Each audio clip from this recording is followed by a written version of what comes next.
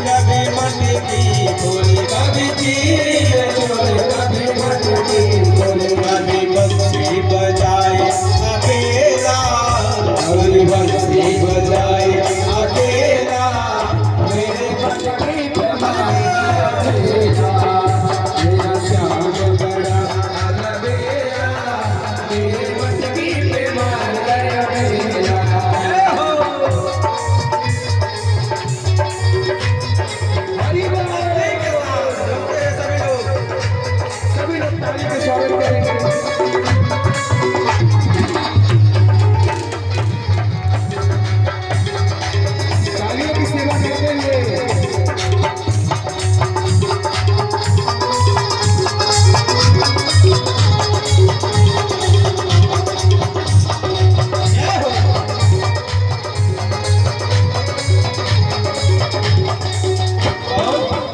कभी रासे रचाए, कभी रासे रचाए, कभी रासे रचाए, कभी रासे रचाए, कभी रासे रचाए, कभी रासे रचाए, कभी रासे रचाए, कभी रासे रचाए, कभी बंसी बजाए अकेला, कभी बंसी बजाए अकेला, मेरे मटकी पे मार गया मेरा, मेरा श्याम बड़ा अलबेला, मेरे मटकी पे मार गया मेरा। जय हो हरि बोल, जय श्री हरि।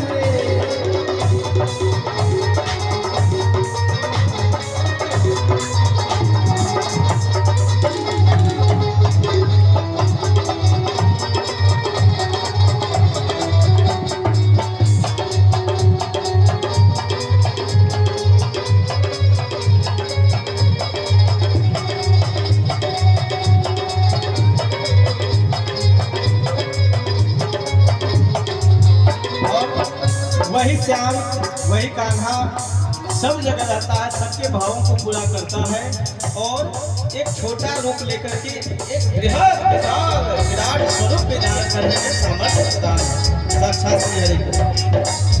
हो कभी संतों के संग, कभी भक्तों के संग, कभी संतों के संग, कभी भक्तों के संग, कभी संतों के संग, कभी भक्तों के संग, कभी संतों के संग, कभी भक्तों के संग, कभी मंदिर में बैठा अकेला, कभी मंदिरों में बैठा अकेला, मेरे मटकी पे मार गया मेरा, मेरा श्याम बड़ा अलबेला, मेरे मटकी पे मार गया मेरा, मेरा श्याम बड़ा अलबेला, मेरे मटकी पे मार गया मेरा, मेरा श्याम बड़ा अलबेला, मेरे मटकी पे मार गया मेरा, मेरा श्याम बड़ा अलबेला, मेरे मटकी पे मार गया मेरा।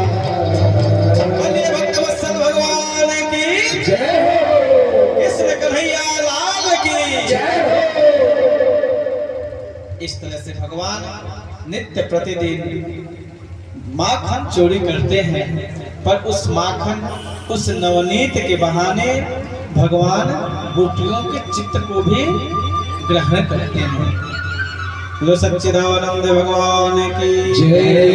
भगवान एक दिन माता को मुख में ब्रह्मांड का दर्शन कराए हैं। एक दिन बलराम जी ने कहा कि मैया देखो, लल्ला आज मिट्टी खाया है ब्रह्मांड काट के। सब भगवान मैया जब ऐसा सुनी तो लल्ला के मुंह को देखने के लिए खोद क्या हुआ। इधर भगवान ने सोचा कि जिस ब्रज में हम आए हैं, इस ब्रज की मिट्टी को तो ग्रहण कर ले, क्योंकि ये ब्रज इतना पवित्र, इतना निर्मल, और इस क्षेत्र की इतनी महिमा है कि यहाँ भक्ति महारानी स्वयं लौटती है। तो भगवान ने सोचा कि इसको थोड़ा देखे तो बाल स्वभाव में मिट्टी को ग्रहण किया भगवान ने। मैया ने जैसे ही मुख खोल करके मिट्टी देखना चाहे ना, सो भगवान ने अपने मुख में माता को ब्रह्मांड, क्योंकि भगवान के मुख में पूरा ब्रह्मांड समाहित है। माता देख करके घबरा गई, परंतु भगवान ने अपने उस लीला को समेट लिया। माता थोड़ी देर में होश में आ गई, घबरा गई, अरे ये क्या मैं देख रहा हूँ, ये पृथ्वी, सूर्य, चंद्रमा, सारे नक्षत्र आदि आदि। इस तरह से भगवान नित्य प्रतिदिन एक एक लीलाओं से सबके मन को हरण करने वाले हैं। मन सबका चित्त गोविंद के चरणों में लगा हुआ है। गोपियों की तो ऐसी स्थिति थी कि अगर कृष्ण को न देखे ना तो वो परेशान हो जाते थे। एक दिन मैया की गोद में आकर के भगवान बैठे और मैया जो है कुछ भजन गुनगुना रही थी। अच्छा, अभी भी ब्रज क्षेत्र की महिमा है। पहले हमारे यहाँ भी ये सब चीजें थी कि माताएं घर में काम करते थे ना, तो कुछ अच्छी बातों को जैसे भजन ही हो और खुद ही गाते थे, खुद ही बनाते भी थे। कभी राम बन के, कभी श्याम बन के चले आना प्रभु जी चले आना, कभी राम रूप में आना। अब जोड़ते जाना है, राम जी के रूप में आना तो सीता जी को ले आना, साथ ही हनुमान जी को भी लेके आ जाना, हमारे घर में आना। इस तरह से रोज कुछ न कुछ नए नए भजनों को, पहले हमारी परंपरा थी। हम लोग भी छोटे में देखे माताओं को, दादियों को कि कुछ न कुछ भगवान के, और कुछ नहीं आता, हनुमान चालीसा याद है तो चला वही गुनगुना लेना। अभी तो हम लोग घर में काम करते हैं, जितना काम नहीं करते ना उससे ज्यादा तो पहले मुख से हल्ला गुल्ला और काम तमाम करते है। सुबह से नहीं लग जाते हैं, सुबह से सारा काम हमें हमारे ही जिम्मे है। मैं यही करूँ, मतलब चाहे जो मर्जी जितना मर्जी सुबह उठना है और शुरू करना है। फिर आप कर भी रहे हैं और फिर उस पर गुस्सा भी कर रहे हैं, उसकी निंदा भी कर रहे हैं। अगर करना ही है तो फिर प्रसन्नता के साथ करिए, मत करिए आपसे नहीं होता छोड़, पर करना भी है और उसकी निंदा भी करना है, गाली भी देना है, अपने क्रोध को दूसरे के ऊपर छोड़ना है। इससे तो अच्छा कि मत, नहीं तो करना है तो फिर जब पता है कि हम ही को करना है तो खुश होकर करें, ताकि अगला तो कम से कम आपको देख के प्रसन्न हो जाए। आपके गुस्से को, आपके क्रोध को देख कर अगला भी तो थोड़ा सा मन उसका कुंठित हो जाता है, दुखी हो जाता है। इसलिए तो ये हमारी परंपरा है। एक दिन मैया ऐसे गुनगुना रही थी, भगवान गोद में बैठे थे। भगवान ने पूछा कि मैया ये बताओ कि तुम सबसे ज्यादा किसको प्यार करते हो? ये दूध, दही, मक्खन दिन भर इसी में लगे रहते हो। तुमको दूध पसंद है, प्यारा है कि दूध? मैया गोद में ली थी, कस के पकड़ ली। अल्लाह ये क्या कहता है तुम? अरे मेरे लिए तो तू हीरा है, मेरे लिए तो सब कुछ है। ऐसा कह करके मैया लाड़ लगाने लगी, प्यार करने लगी कन्हैया को। भगवान ने कहा कि कोई बात नहीं, अगर ये बताओ कि तुम्हारे सामने दोनों आ जाए, दूध भी और पुत्र भी, तुम किसको करोगे? कहा बेटा मैं तुमको। इतने में क्या हुआ, भगवान तो सर्वव्यापी है ना। भगवान अभी कह रहे थे और मैया का दूध पीने लगे। थोड़े बड़े भी हो गए थे ना भगवान, तो मैया के स्तर में दूध तो होता नहीं। आपको पता है जब बच्चा बड़ा हो खाने लगता है, पीने लगता है, तो दूध धीरे धीरे समाप्त है। फिर भी आदत थी मैया के स्तन को चूसना। अब चूस रहे थे। अब मैया उधर दूध बैठाई हुई थी चूल्हे पर और दूध जो है सो धीरे धीरे गर्म कब उफान गया। अब मैया बात कर रही है, ध्यान तो दूध पे ही है। कहते रहे कि पुत्र प्यारा है, पर दूध की तरफ ध्यान था। उफान आया और दूध गिरने लगा। इतने में क्या की मैया कि कान्हा को ऐसे रख दी और दौड़ के गई कि दूध पे पानी डाल दे, दूध शांत हो जाए। अब कन्हैया तो अभी मुंह में लगा के चूस रहे थे। अब तृप्त अवस्था में गुस्सा आया कन्हैया को, अरे तू अभी कह रही थी कि दूध नहीं पुत्र प्यारा है, तो दूध के लिए हमें छोड़ के भाग गई, चली गई। सो कन्हैया गुस्सा में गए, अंदर गए जहाँ दूध नहीं था, कहीं का मटका मक्खन का फोड़े, कहीं दूध बहा दिए, उधर साइड एक चूल्हा तोड़ दिया, पानी डाल दिया चूल्हे में और गुस्सा में रोने लगे। अब मैया भी तब से तो ठीक ही थी, पर मैया को भी गुस्सा आया, क्या रे ये सारा दूध दही बर्बाद कर दिया, मक्खन फेंक तोड़ दिया, मटका वगैरह, उसके बाद भी रो रहा है। अब मैया को आया गुस्सा, कितना कुछ ये तो बहुत मन इसका बढ़ता जा रहा है। डंडा उठाई मैया और मारने के लिए दौड़ने लगी।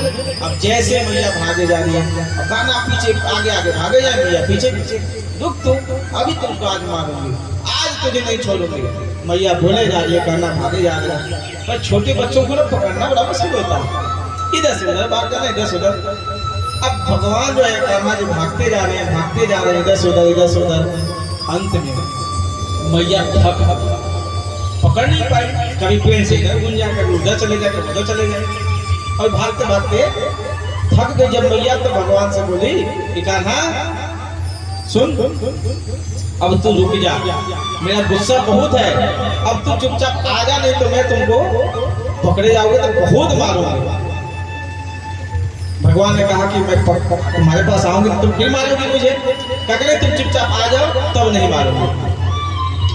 भगवान ने सोचा अभी नहीं तो कभी तो जाना ही पड़ेगा इसी घर में, मैया से तो मुलाकात होगी ही, मारना तो इसको तब होगा, अब होगा, जैसा भी होगा, पर अभी कह तो रही है, चले जाते हैं। भगवान धीरे धीरे धीरे मैया के पास पहुंचे।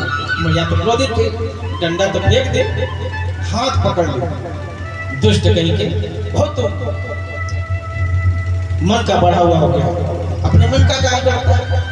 हाँ, बहुत डांटी फटकारी कि चल आज तुझे खाने को नहीं दूंगी, और चल आज के दिन भर इसे यही रहना है। ऊखल था को, ऊखल में क्या की कि बांध दे पहले एक रस्सी, और रस्सी लेकर के भगवान के सोचे कि बांध दे शरीर को इसी ऊखल के साथ। अब ऊखल के साथ जैसे ही बांधना शुरू की ना, अब जैसे ही बांधे तो छोटी सी रस्सी थोड़ी छोटी पड़ गई।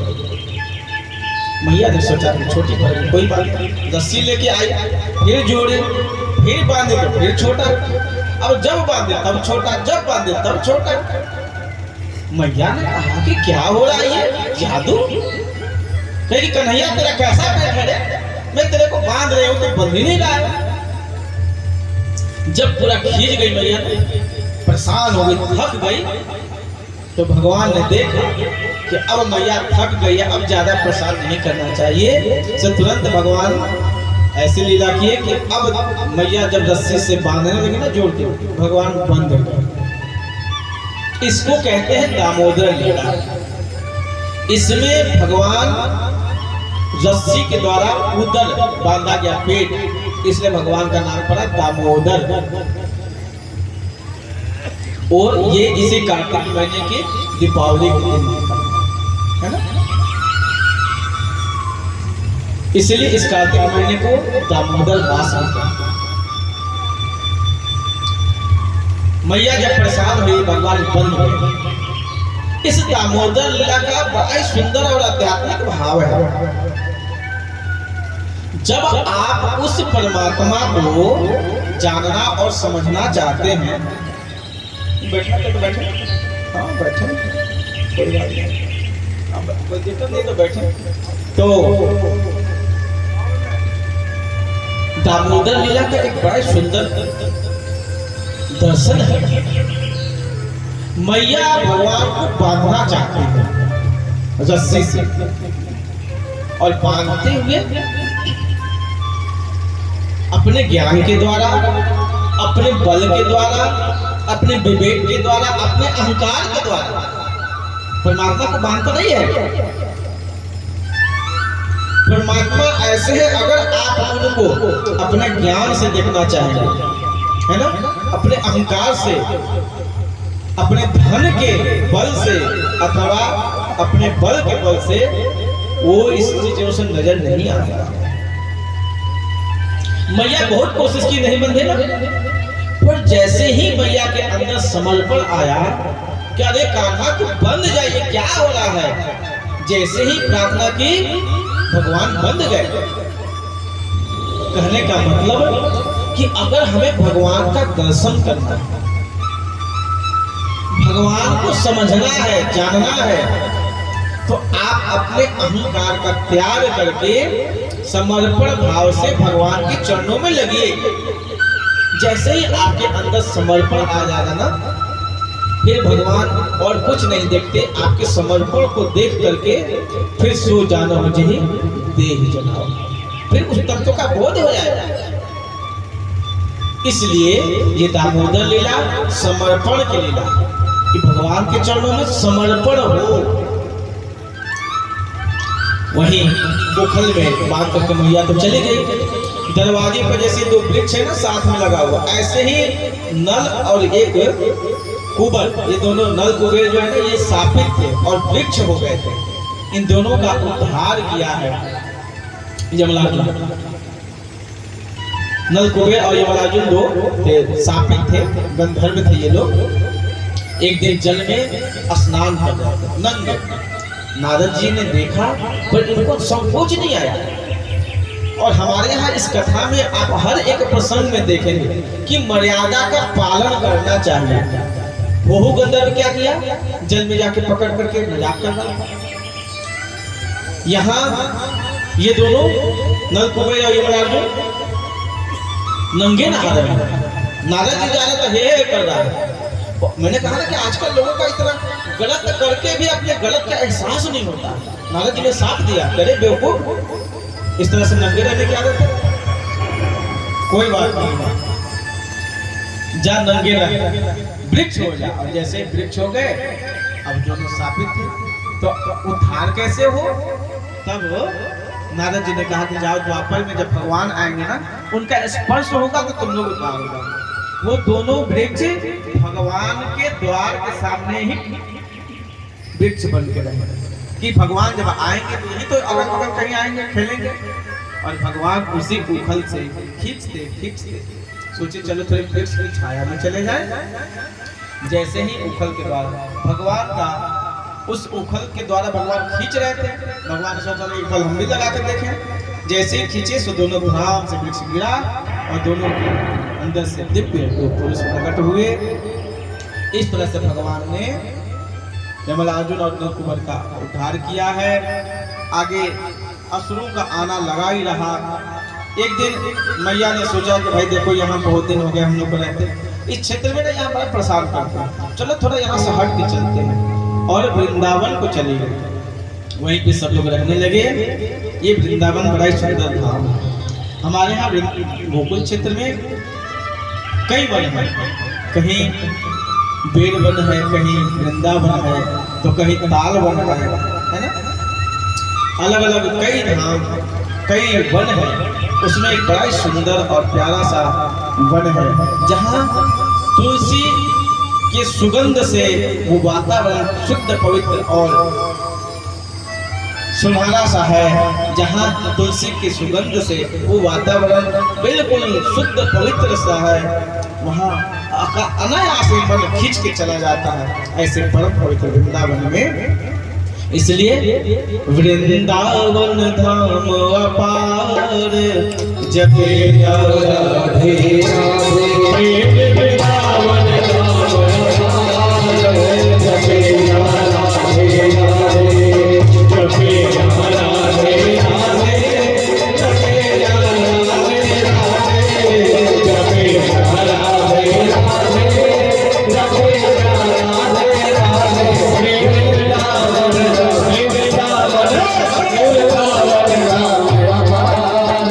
जपे राधे राधे,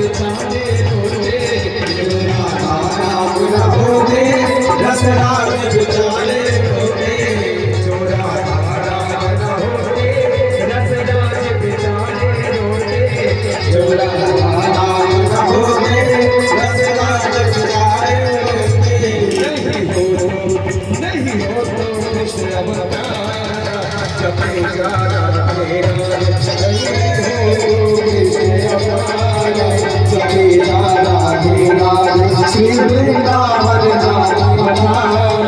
जपे जा राधे राधे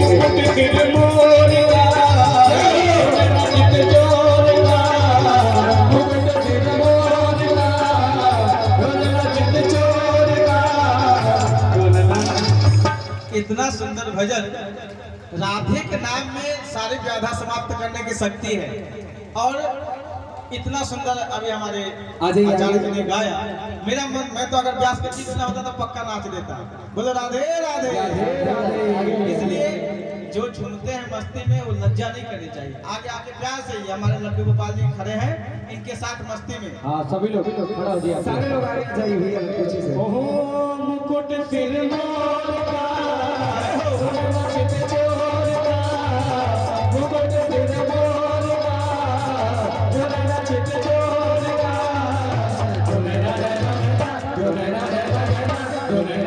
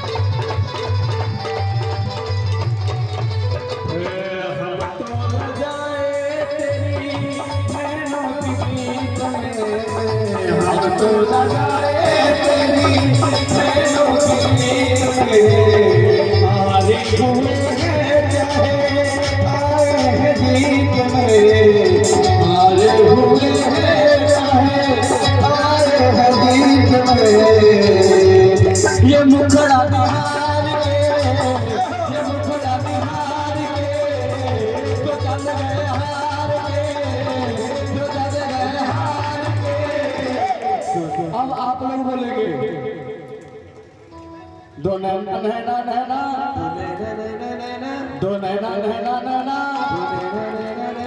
दो नैना सरकार के बदले हैं सरकार के, दो नैना सरकार के बदले हैं सरकार के।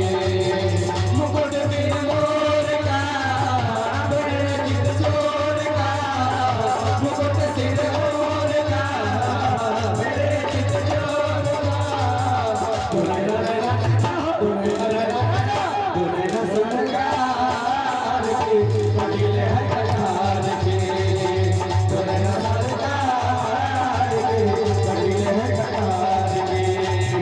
कुर्बान जाऊं तेरी बाकी अदाओं पे, कुर्बान जाऊं तेरी बाकी अदाओं पे, पास मेरे आ जा तो है भर लूं बाहों में, पास आ जा तो है भर लूं बाहों में। जमाने को वितार के, जमाने को वितार के, दिलो जब तुमसे मार के, दिलो जब ससुराल के। अच्छा आप लोग अगर नाच आए तो हाथ तो उठाइए दोनों पहले, सभी लोग उठाइए, सभी लोग स्वागत करते हुए। और 3 बार अभी तिहाई चलेगा। दो नैना नैना नैना, दो नैना नैना नैना, दो नैना सरकार के, दो नैना सरकार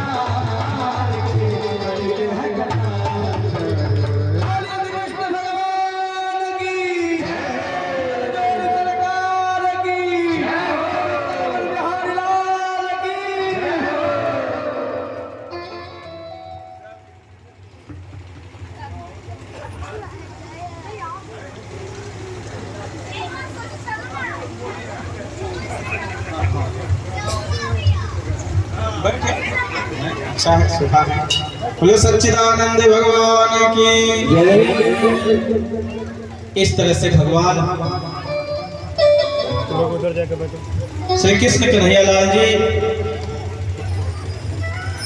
कुछ न कुछ लीलाएं करते हुए सबको आनंद दे रहे हैं। एक दिन भगवान ने कहा मैया से कि मैया हम लोग थोड़े बड़े हो गए हैं, गैया को नहीं चढ़ा सकते, कम से कम बछड़े को तो बच्चियों को तो चढ़ा सकते हैं। सो तुम कहो तो हम बच्चियों को चढ़ाने जाए। मैया ने कहा कि रुक जाओ, देख लेते हैं, कोई सुंदर सा मुहूर्त निकलवा ले, फिर तुम जाना। पंडित जी से पूछा, पंडित जी ने कहा कि बड़ा ही सुंदर गोपाष्टमी का ये आने वाला समय है, तो कल ही आप लोगों को शुभ मुहूर्त में गोपाष्टमी को दे दो, ये कार्तिक शुक्ल अष्टमी को दे दो ये गैया चढ़ाए। और गोपाष्टमी के दिन भगवान गैया बछड़ों को लेकर के चराने के लिए हम चले गए। एक दिन बछड़ों को पानी पिला रहे थे, सो देखा कि एक बड़ा सा बकुला आकर के चोंच फाड़े हुए बैठा हुआ है। भगवान जैसे ही देखे समझ गए, अरे ये तो बकासुर है। ये बकासुर कौन है? पुतना का भाई।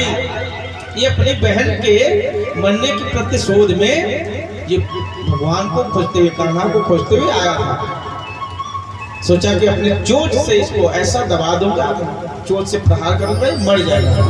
भगवान समझ गए, तुरंत ही बकासुर के चोच को पकड़ा और दोनों चोच को फाड़ दिया। गोविंदाय नमो नमः। इस तरह से भगवान कभी बकासुर का, तो कभी अघासुर का, कभी धेनुकासुर का काम तमाम करते करते एक दिन भगवान बच्चों के साथ खेल रहे, छोटे छोटे बच्चे, सोचा कि इनके साथ खेले। और भगवान सबको आनंद देने वाले हैं। छोटे छोटे बच्चों से कहते थे, भैया तुम लोग घरों से आता था सब कुछ न कुछ खाने का, कहे कि सब लोग मिल के खाएंगे। और एक साथ भगवान उन दोस्तों के साथ, मित्रों के साथ बैठ के खाते थे।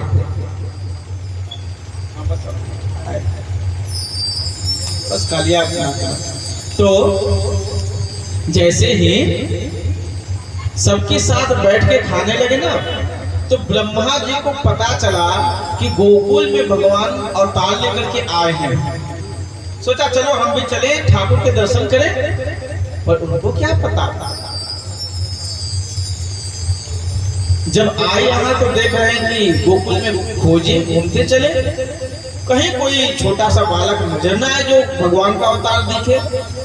एक बालक देखा भी तो वो भी देख रहे हैं कि वो कुछ बच्चों के साथ, छोटे छोटे ग्वाले बच्चों के साथ, ग्वाल बाल के साथ जूठा मिलके खा रहा है के साथ पत्तल में। अरे ऐसा भी कोई भगवान होता है? कहे कि लोग कहते हैं कि यही भगवान है, इन्हीं को लोग भगवान कहते हैं। अरे जो भगवान होगा, भगवान के अपने गुण हैं, श्री ऐश्वर्य आदि, पर इनके अंदर तो कोई भगवान का गुण ही नहीं दिखाई दे रहा है। ब्रह्मा जी मोहित हो गए। भगवान की ऐसी लीला है ना, हमने कहा ना कि भगवान को समझा जा सकता है कब? जब कि आपके अंदर श्रद्धा हो, विश्वास हो। श्रद्धा विश्वास रूप हो, तब याभ्याम बिना न पश्यति। ये दोनों को बिना आप नहीं देख सकते। ब्रह्मा जी जैसा देवता मोहित हो, कहते ये भगवान है क्या किए? कैसा देखते हैं, अगर भगवान होंगे ना तो पता चल जाएगा भी तुरंत। और ब्रह्मा जी ने क्या किया, कान्हा उधर चले गए जमुना तट पे पानी पीने। इतने में क्या किए कि सभी के मित्रों को और जो छोटे छोटे बच्चियां थे सबको लेकर के चले गए ब्रह्मलोक। कि अब देखते हैं भगवान होंगे ना तो देखते हैं क्या होता है, रोएगा भगवान ऐसे होते हैं। और जब ब्रह्मा जी लेकर के ब्रह्मलोक गए तो इधर कान्हा बैठे हुए थे, आए तो देखेंगे अरे ये हमारे छोटे छोटे बाल गोपाल कहाँ चले गए, सबके साथ अभी खाया पिया कहाँ गए। आवाज लगाए तो बोलने को तैयार रहे तो बोले अरे वो तो गए, बच्चिया सब कहाँ गए, सब घर चले गए क्या।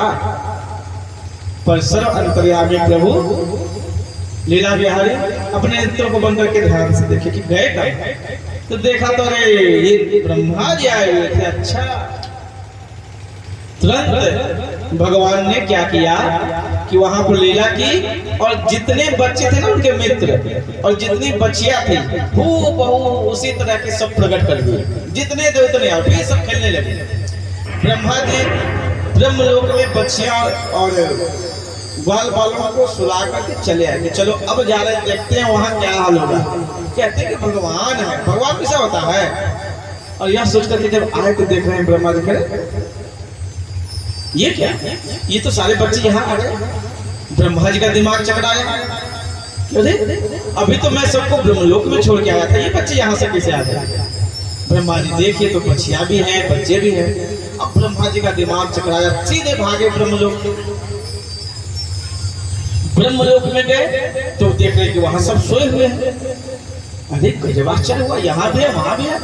फिर नीचे है गोकुल में जब आए तो इतने देर में भगवान क्या किए कि अपना स्वरूप बदल करके और ब्रह्मलोक में, अब ब्रह्मलोक में जाकर के ब्रह्मा जी का ही स्वरूप बना करके और जाके ब्रह्म सिंहासन पर बैठ गए। जैसे ही ब्रह्मा जी बैठे सभी सेवकों ने कहा क्या प्रभु आप आए गए क्या कुछ बात है। नहीं नहीं नहीं, आजकल पता है क्या है, बात कुछ नहीं है। आजकल पता ही नहीं लगता, हर चीज का डुप्लीकेट हो गया है। कहा कि प्रभु हम समझे नहीं। कहा कि देखो मैं गया था ना पृथ्वी लोक पे, वहां देखा तो बहुत ब्रह्मा घूम रहे हैं हमारे जैसे। क्या अच्छा, अरे मत कहो, पहले तो हम लोग सुनते थे कि भाई समाज का डुप्लीकेसी हो गया है, साबुन सर्फ खाने पीने की चीजों में भाई देखो सावधान रहना, नक्कालों से सावधान, इसके भी डुप्लीकेट बनने लगे। पर अब आजकल तो आदमी का भी डुप्लीकेट हो गया है।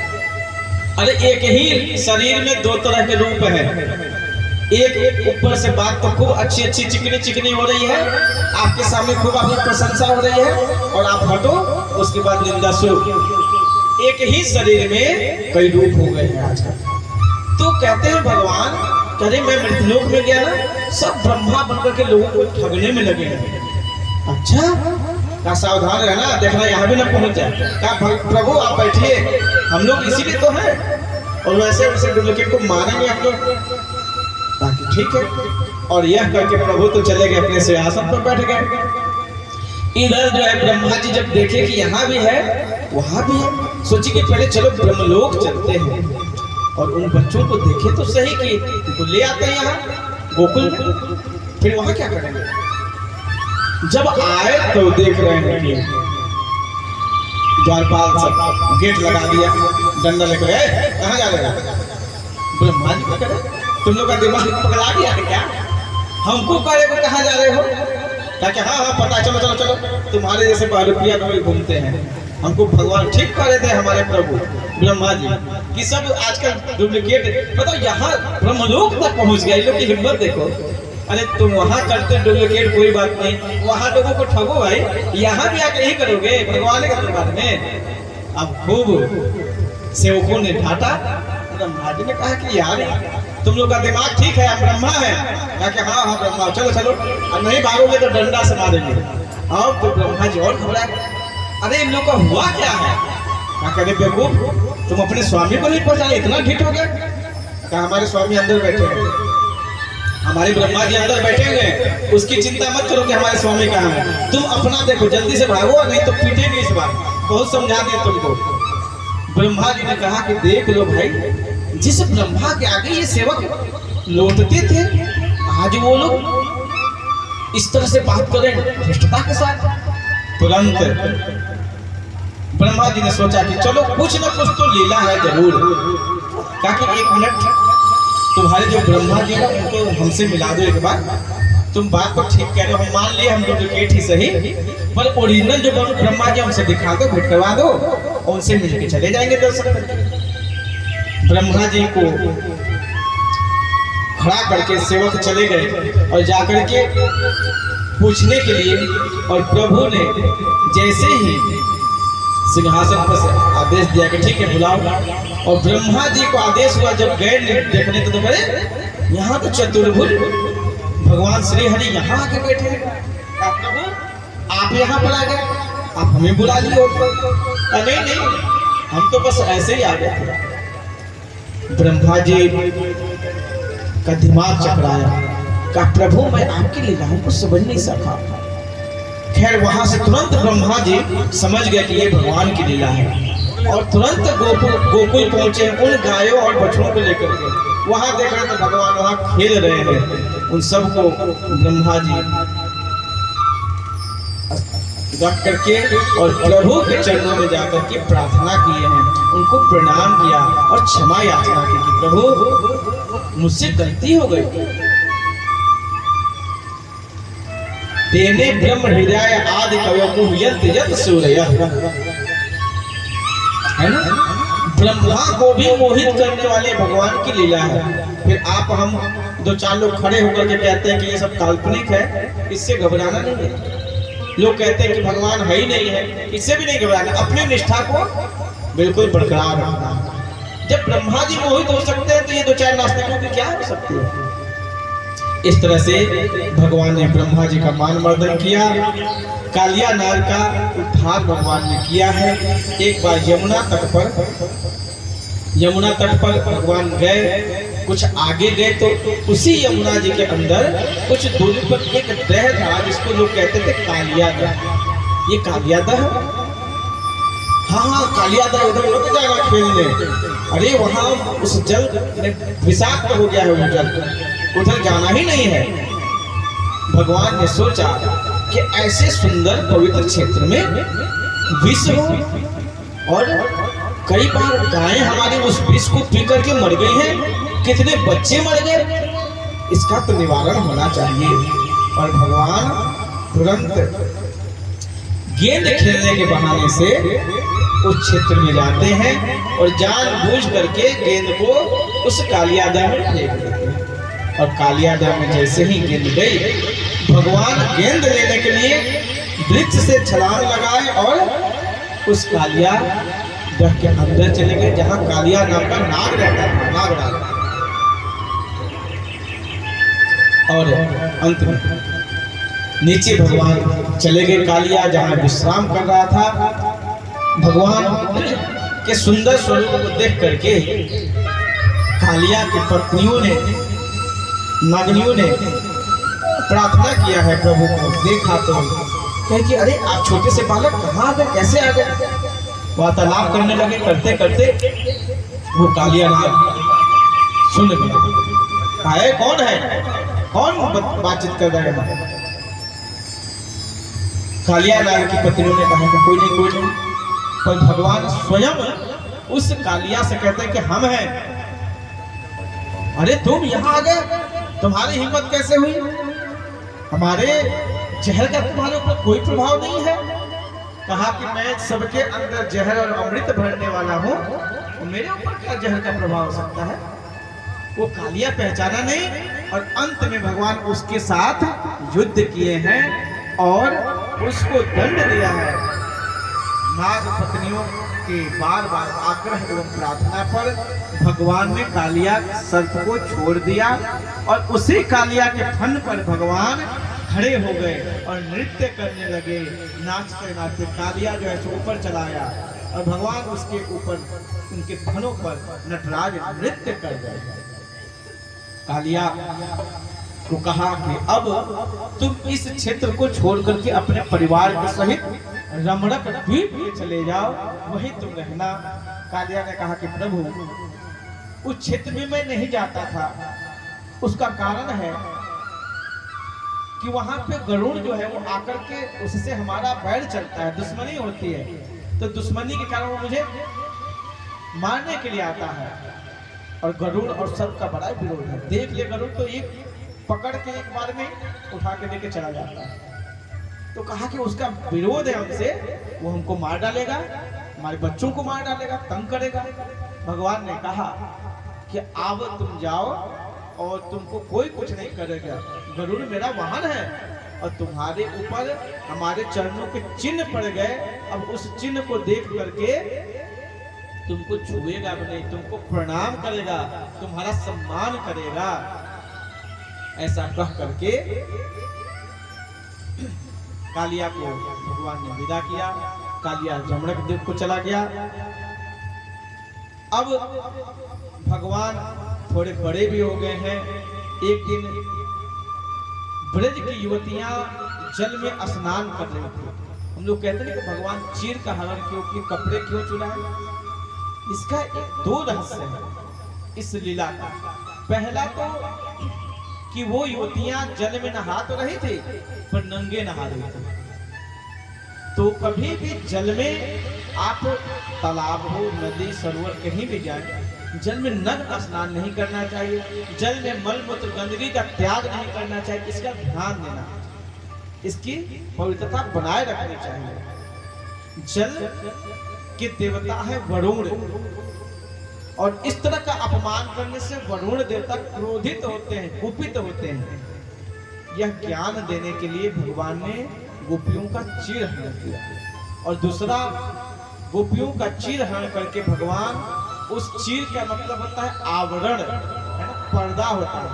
उस आवरण को भगवान ने गोपियों के अंदर से निकाल दिया। ये बताइए कि एक छोटा सा बालक 5 साल का और बड़ी बड़ी युवतियां, उससे किस तरह की वासना हो सकती है? यहाँ भगवान उपदेश देने के लिए आया। धर्म संस्थापनार्थाय, धर्म की स्थापना के लिए आए। तो भगवान चीर हरण किए हैं। गोपियां रोने लगी, प्रार्थना करने लगी। भगवान ने उपदेश दिया, डांटा है और उसके बाद वस्त्रों को दिया। तो ये चीर हरण की कथा है। यज्ञपतियों को भी भगवान ने दर्शन दिया है। भगवान के दर्शन को प्राप्त करना चाहती थी विप्रों की पत्नियां, जो कर्मकांडी ब्राह्मण थे ना, वो यज्ञ हवन में लगे हुए थे और वो चाहते थे कि हम चले जाएं, जाकर के कान्हा का दर्शन कर, पर जाने नहीं देते थे ब्राह्मण। अरे वो सब वाले, वो छोकरे, उन छोटे छोटे बच्चों के पीछे तुम जाओगे, उनको देखने जाओगे। इनकी इच्छा होती थी स्वयं भगवान उनकी कुटिया में जाकर के सबको दर्शन दिए और कृतार्थ किए। बोलो सच्चिदानंद भगवान की जय। अब एक दिन दीपावली का सुंदर सा त्योहार बीत गया। द्वितीया को होता ना भैया दूज, उसी द्वितीया को हम लोग गोवर्धन पूजा भी करते हैं। गोवर्धन पूजा हम लोग अभी भी मनाते हैं। ये उस समय से परंपरा चली है। एक दिन द्वितीया को माता अच्छे अच्छे पकवान बना रही थी और पूजा पाठ आदि की तैयारी कर रही थी। इतने में कान्हा आए और पूछ दिया कि मैया आज क्या है? आज इतने इतने पकवान बन रहे हैं, छना रहे हैं, मिठाइयाँ बन रही हैं, पूजा के सब सामान, फूल पत्ती, ये सब, ये क्या होगा? मैया ने कहा कि बेटा, हम लोग हर साल इस दूज को ना इंद्र की पूजा करते हैं और इंद्र का पूजन कर करके इंद्र को हम लोग प्रसन्न करते हैं। तब इंद्र जो है वो जल वृष्टि करता है, जल बरसाता है अपने भाइयों के सहित समय पर। हवा, गर्मी आदि सब कुछ को प्राप्त हम लोग करते हैं, इसलिए इंद्र को प्रसन्न करना जरूरी है। भगवान ने कहा कि मैया, हमने तो ये तक अभी तक नहीं जाना कि ये कर्म हम करें और फल कोई और दे, वो भी उसको पूजने के बाद। हम खेती करते हैं तो उसमें अनाज होना है, क्योंकि भगवान जो है ना किसी के अहंकार को नहीं देखना चाहते, वो भक्त का हो या भगवान का हो, देवता का हो, वो अहंकार उनका बिल्कुल सबसे जीवित को ही खाए। ये अहंकार क्या है? सिंह और साधु की एक गति कर जान, जीवित को ही खाता है, भावहीन मुर्दा समान। अगर साधु, भगवान और सिंह, इनका स्वभाव होता है, मरे हुए पशुओं को सिंह नहीं खाता, स्वयं शिकार करता है और खाता है। वैसे साधु, अगर कोई भक्त है उसके अंदर अहंकार उपज रहा है ना, उसको दबा देंगे। एक बार एक भगत था, गुरु महाराज जी का शिष्य, बड़ा पैसा वाला था। वो महाराज जी को सोने का चैन दिया, है ना, सोने का हार पूरा मोटा सा बना करके, और गुरु महाराज जी को अर्पित किया, और अर्पित कर करके और बैठ गया। और बड़ा मन में सोचे, अरे देखो इतने लोगों के बीच में मैंने इतना बड़ा उपहार दिया है गुरु महाराज जी को, सोने का हार मैंने दिया है। और सबसे पहले देखो देखो जो गुरु महाराज जी पहने ना, वो सोने का हार मैंने दिया है। अब महाराज जी सत्संग कर रहे हैं, जो आए उसी से ये बात कहे कि महाराज जी के गले में आज मैंने एक बहुत मोटा सोने का हार दिया है, महाराज जी पहने ना, वो सोने का हार मैंने ही दिया है। अब ये बात बार बार कहे। अंतर्यामी गुरुदेव, सत्संग खत्म हो गया। वो भगत जो दिया था उसका एक बात भी गुरु महाराज जी के वचनों को सुन नहीं पाया, केवल अपने सोने की चैन की प्रशंसा करने में लगा रहा, सोच प्रशंसा करता रहा। महाराज जी ने कहा कि ये तो खुद भी नहीं सुन रहा है, और जो सुनने वाले हैं उसको भी ये डिस्टर्ब कर रहा है। महाराज जी ने कहा, ऐसे गले में पहनने थे, पैसे निकालते हुए कहे, कब से मेरे गले में ना बोझ जैसा लगा, चुभ रहा है, इसको निकालो। वहीं जो खड़े थे सेवादार महात्मा, वो महाराज जी निकालते हैं, निकाल कर कैसे, इसको रखो यार, ये इतना भारी मेरे गले में कब से दर्द हो रहा है। जो भगत अभी से समझ रहा था कि मैंने गुरु महाराज जी को सोना दिया है, सोना दिया है, सोना दिया है, तुरंत महाराज जी ने एक सेकंड में उतार करके कहा कि भगत लोग की भावना में मुझे पहनना पड़ता है, ये देखो मेरे गर्दन में दाग हो गए, पर क्या करोगे, वहीं पे वो सेठ है। पर महाराज जी ने केवल इशारे इशारे में सब कह दिया, देख लो देख लो, मेरे गर्दन में ये चैन के दाग पड़ गए, मैं तब से कष्ट सह रहा था, पर चलो भक्तों की भावना को पूरा करने के लिए ग्रहण करना पड़ता है। बोलो राधे राधे। तो संतों, गुरुओं और भगवान के दृष्टि में धन संपत्ति का विशेष नहीं, आपकी भावना का महत्व होता है। तो इंद्र जो है वो अपना पूजा स्वयं करवाता है। मेरी पूजा करो, नहीं करोगे तो हम जल नहीं बरसने देंगे, हम ऐसा नहीं होने देंगे। इंद्र के बार बार कहने पर इस तरह से सब गांव के लोग डरे होते थे, तो इंद्र की पूजा करते थे। भगवान ने कहा कि देखो भैया, अभी तक तो हम यही जानते हैं कि जो जैसा कर्म करता है ना उसको वैसा फल मिलता है। कर्मणा जायते जंतुः कर्मणैव विलीयते, सुखम दुखम भयम क्षेमम कर्मणा वाप्यपद्यते। कर्मणा जायते जंतु, जो प्राणी जैसा कर्म करता है उसी के अनुसार परमात्मा उसको वैसा फल देता है। भगवान को ऐसा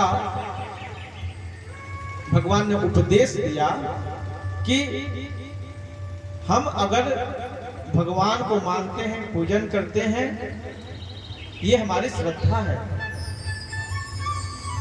और भगवान ने मैया को बड़े सुंदर ढंग से, नंद बाबा आदि को बड़े अच्छे से समझाया कि मैया हम लोगों को तो प्रत्यक्ष की भी पूजा करनी चाहिए। इस कथा के माध्यम से भगवान एक उपदेश दे रहे हैं कि अप्रत्यक्ष की पूजा करो, है ना। मंदिर आप जाए, भगवान की जरूर आराधना करें, करना भी चाहिए, परंतु प्रत्यक्ष की भी पूजा होनी चाहिए। प्रत्यक्ष को छोड़ करके अप्रत्यक्ष की पूजा केवल की जाए, उससे भी मन शांत नहीं होता। वो कभी कभी प्रदर्शन बना रह जाता है। भगवान कह रहे हैं कि यहाँ पर कि तुम अपने घर और आसपास के जो तुम्हारे प्रत्यक्ष देवता हैं, भगवान का कहने का मतलब कि आपके घर में आपके माता पिता प्रत्यक्ष देवता, वृद्धजन प्रत्यक्ष देवता, गांव गढ़ में जो देवी देवता होते हैं ना, देहवार आदि, उनकी भी आप सम्मान करें, उनका भी पूजा करें। अपने आसपास के जो प्रतिष्ठित शिवलिंग, कोई देवालय, कोई ठाकुरबाड़ी, उसमें भी जाएं। केवल माता विंध्याचल चले जाना, मैहर चले जाना, ये सब करना चाहिए, इसका विरोध नहीं है। पर ऐसा न हो कि हम कभी अपने गांव के मंदिरों में कभी देखने तक नहीं जाते और बड़े बड़े झोले बैग टांग करके और तीर्थ यात्रा करने जाते।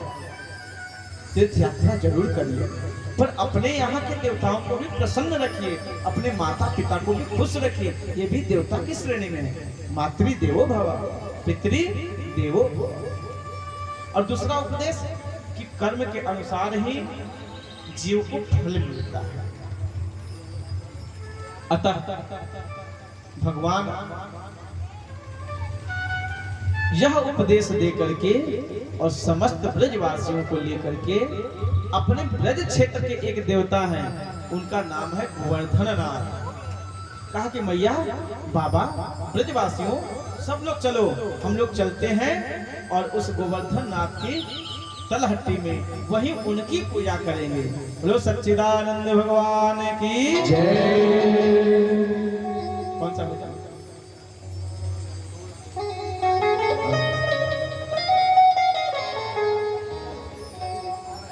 अभी टाइम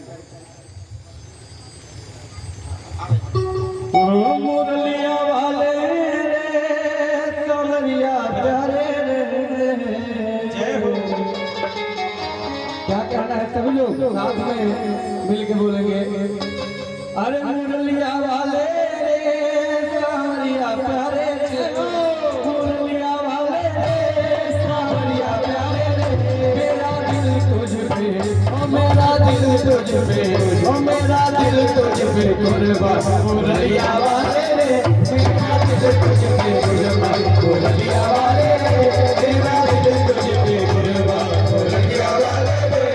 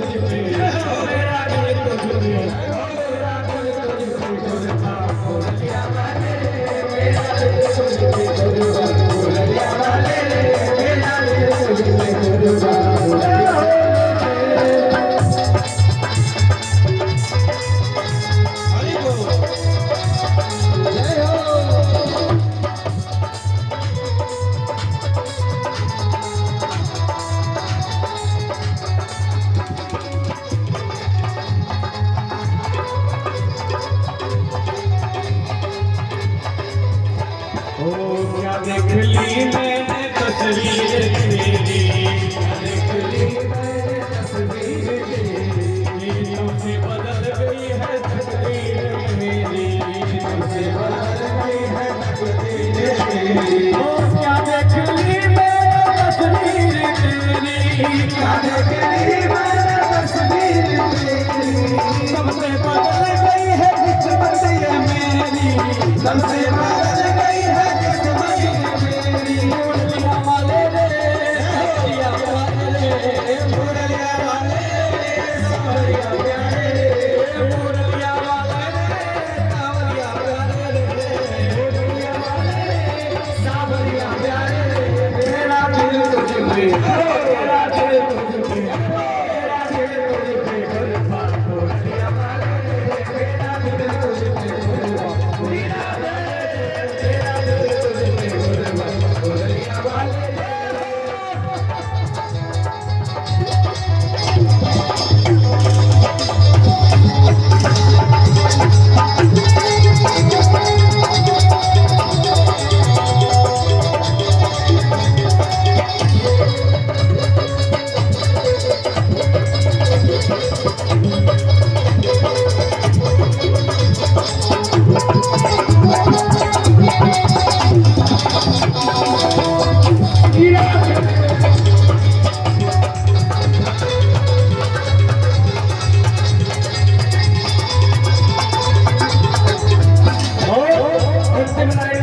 आपके दिल में नहीं सकता, आपके दिल में नहीं सकता, दर्द जुदाई का सह नहीं सकता, दर्द जुदाई का सह नहीं सकता, आपके दिल में नहीं सकता, आपके दिल में नहीं सकता, दर्द जुदाई का सह नहीं सकता, दर्द जुदाई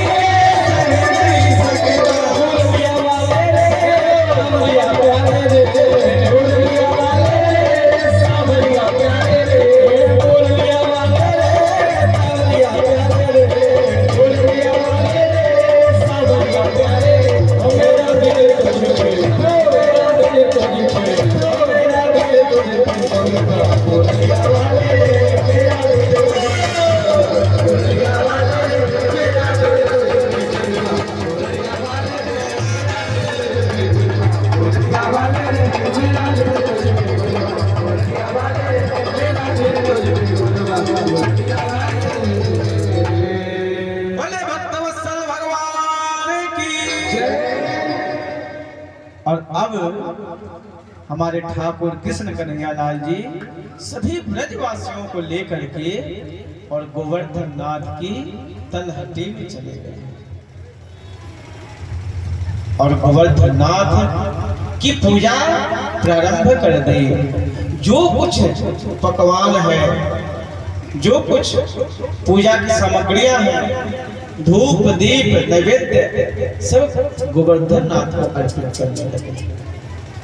गोवर्धन नाथ की पूजा प्रारंभ हो गई और सबने गोवर्धन नाथ की पूजा के बाद परिक्रमा देना प्रारंभ कर दिया। इधर इंद्र को पता चला अपने सेवकों से कि अरे भाई, इस बार तो गोकुल वाले ना हमारे स्वामी इंद्र की पूजा नहीं किए। सो जाकर के तुरंत इंद्र से कहा कि प्रभु, ये गोकुल वालों को देखिए, इतने ढीठ हो गए हैं। वहां एक छोटा सा बच्चा अपने को बहुत बड़ा भगवान समझने लगा है और सबको लेकर के गोवर्धन नाथ की पूजा करा रहा है। आपकी तो पूजा ही नहीं इस बार हो रही है। जो ऐसा सुना इंद्र क्रोधित हो गया। अरे, मेरी पूजा नहीं हो रही है।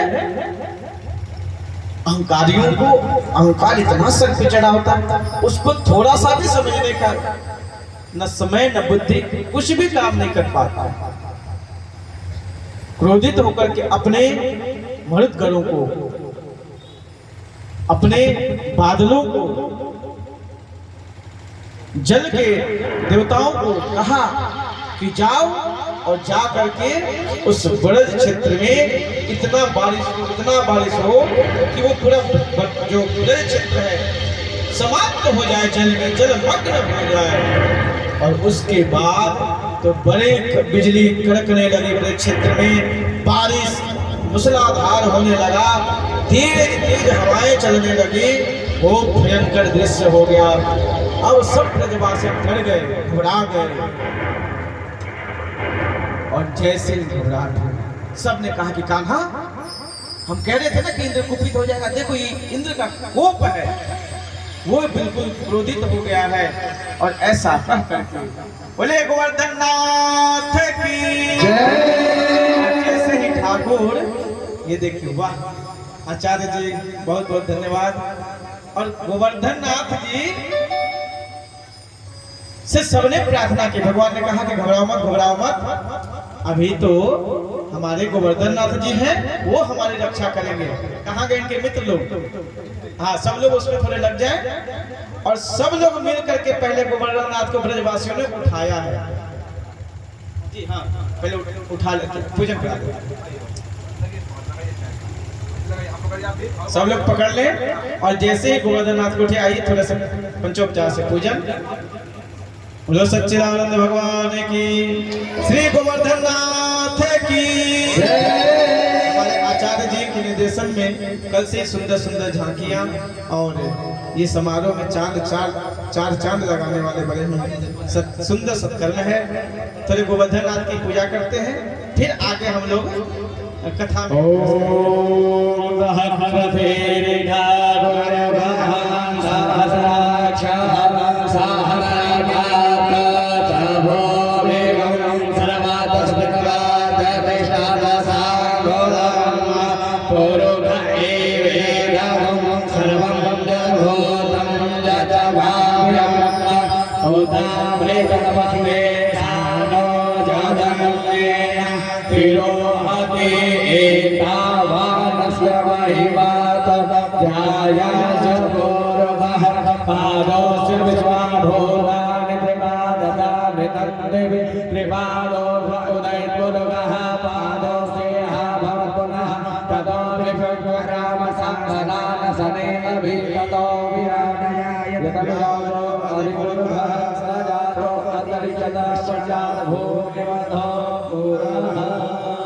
अब नैवेद्य, अब सब लोगों ने उठाया ना गोवर्धन नाथ जी को, ऐसे सभी ब्रजवासी ने से भगवान कहते हैं सब लोग लग जाओ और गोवर्धन नाथ को उठाओ।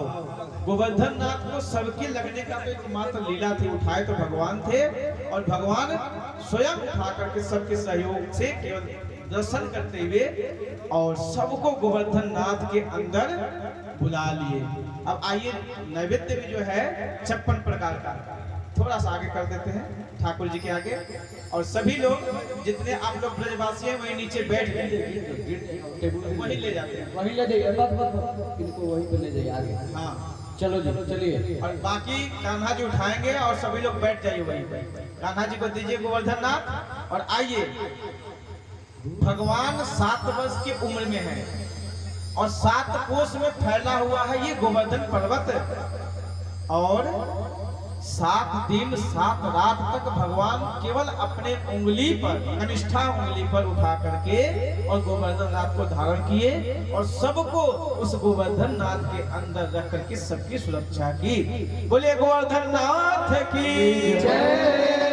मैया देखी गोवर्धन नाथ को उठाए हुए ना नख पे, तो थोड़ा ब्रजवासियों से, अरे देखो मेरा लल्ला का हाथ दुख जाएगा, थोड़ा तुम लोग भी सहयोग कर दो।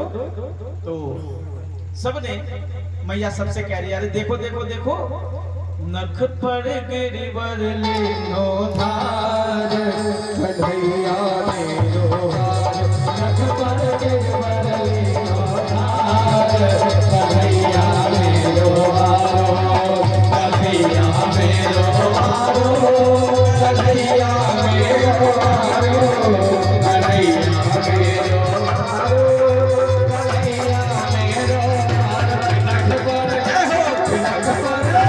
नख पर गिरिवर लेनो धार, कन्हैया मेरो हारो।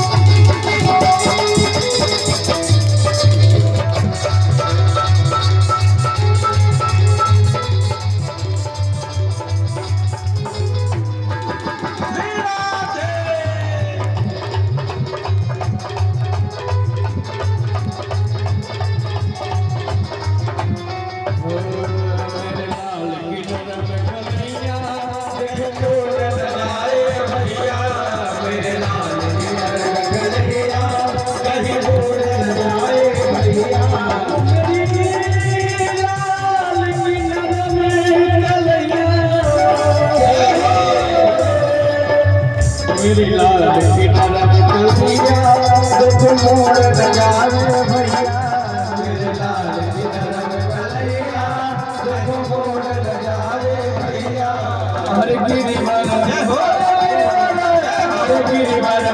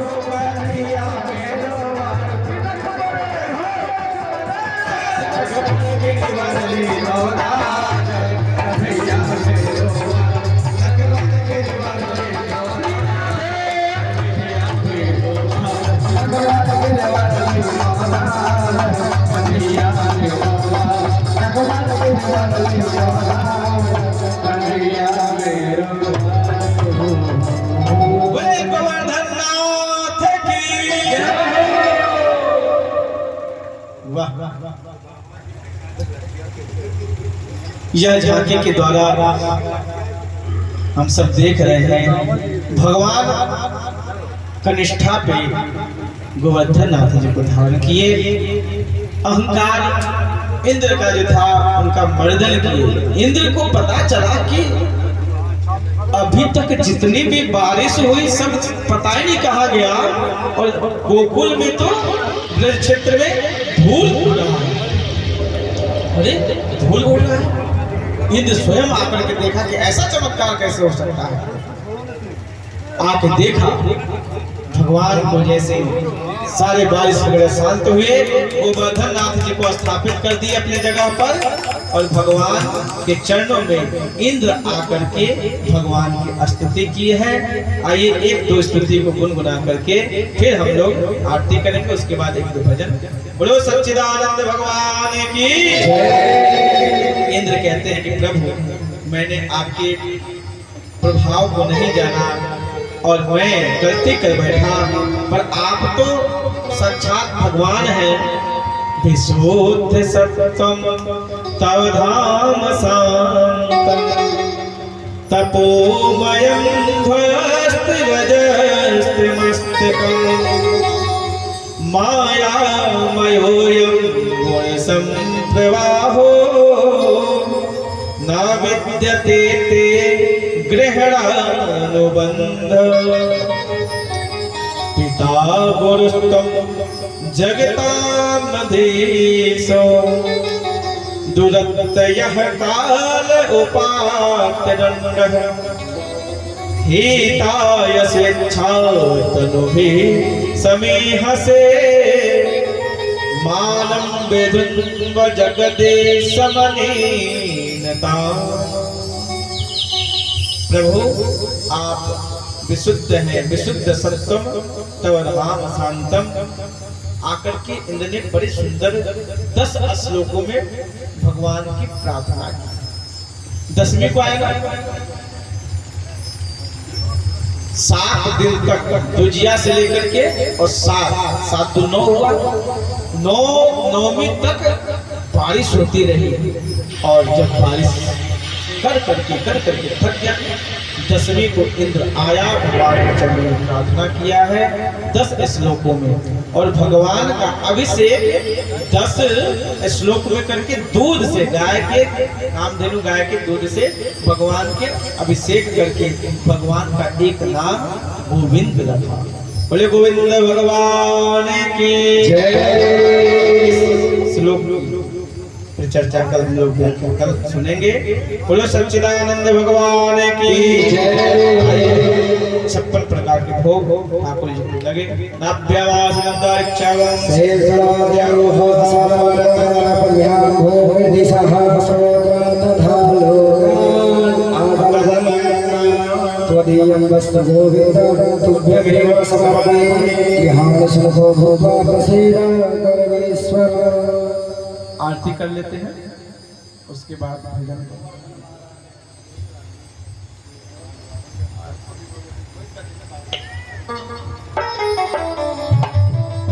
सभी लोग अपने स्थान पे खड़े हो जाएंगे। ओम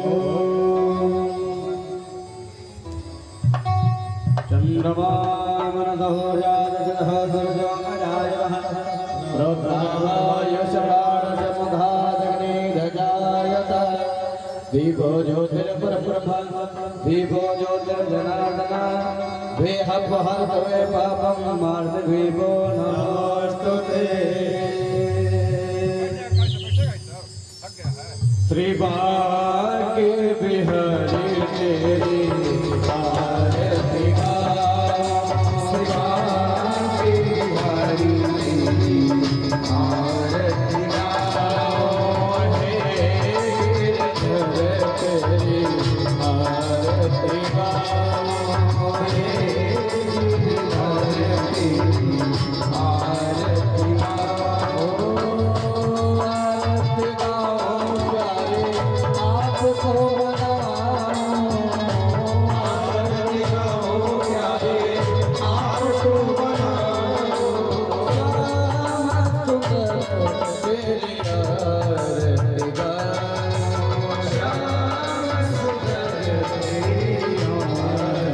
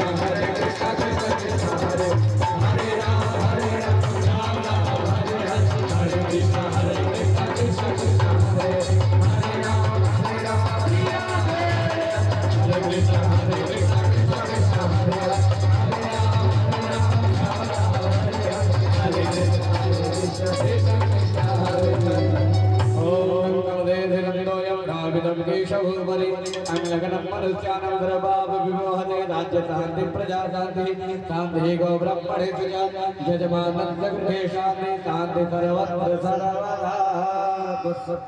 चलिए हाथ में पुष्प अक्षत लेके ओम शांति शांति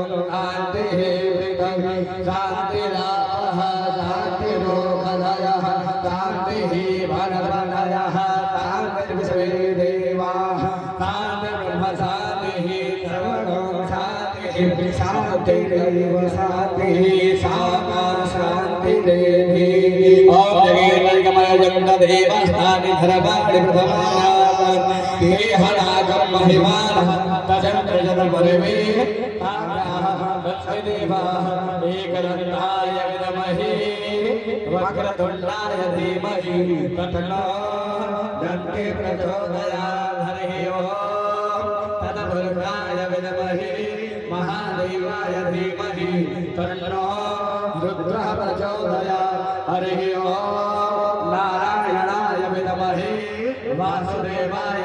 धीमहि तन्नः विष्णुः प्रचोदयात्। हरिः ओम् अंजनी नंदनाय विद्महे वायुपुत्राय धीमहि तन्नः हनुमत् प्रचोदयात्। श्री भगवती कावकुलचाम्बकपाटलाभय पूर्णागजाति करवीर रसाल पुष्पै बिल्वफल तुलसीदल मंजरी त्वं पूजयामि जगदीश्वर मे प्रसीद त्वं पूजयामि जगदीश्वर मे प्रसीद। अहमनवानामि नयनामि तवामि पूजं दैवनिधानामि चम्बदा परमेश्वर मंत्रहीनं क्रियाहीनं भक्तिहीनं श्रेष्ठवर यन पूजितं मया देव परिपूर्णं तदस्तमे नारायणं भगवाने धागालन भवानि च पुष्पाणि मया दत्तं विहार परमेश्वर कृपयामि गणेश भगवान की जय भगवान की जय विष्णु भगवान की जय भागवत महापुराण की जय धर्म की जय हो धर्म का पुराणों में सखाना हो विश्व का माता की जय हो सनातन धर्म की जय हो भारत ऋषि मुनियों की जय हो भारत माता की जय हो अपने माता पिता की जय हो अपने गुरुओं की जय हो नमः पार्वती पतये हर हर महादेव। चलिए सभी लोग अपने अपने स्थान पर बैठ जाए। बिना प्रसाद के किसी को नहीं जाना है।